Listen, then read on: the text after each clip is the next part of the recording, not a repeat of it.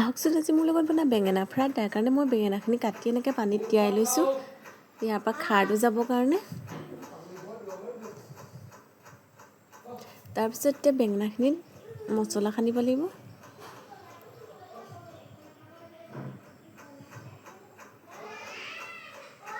এয়া মই মছলা সানি ৰেডি কৰি লৈছোঁ বেঙেনাখিনি। জিৰা, ধনিয়া, গৰম মছলা সকলোখিনি দি মই মেৰিনেট কৰি লৈছোঁ। তাৰপৰা কেৰাহীখন পাতি লৈছোঁ। এয়া মছলা সানি বেঙেনা ফ্ৰাই কৰিলে খাবলৈ বহুত টেষ্ট হয়। এয়া মই কেৰাহীত এতিয়া বেঙেনা ফ্ৰাই কৰি আছোঁ।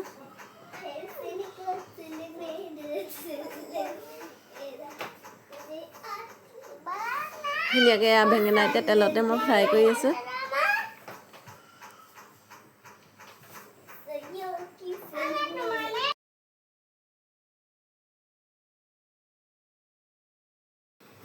ফাইনেলি আমাৰ বেঙেনা ফ্ৰাই ৰেডি হৈ গ'ল। এয়া বেঙেনা ফ্ৰাই ইমান ধুনীয়া হৈছে, খাবলৈও খুব টেষ্টি হৈছে, খুবেই সোৱাদ হৈছে এনেকৈ বনাই খাবলৈ। আপোনালোকেও খাই চাবচোন এনেকৈ বেঙেনা ফ্ৰাই কৰি।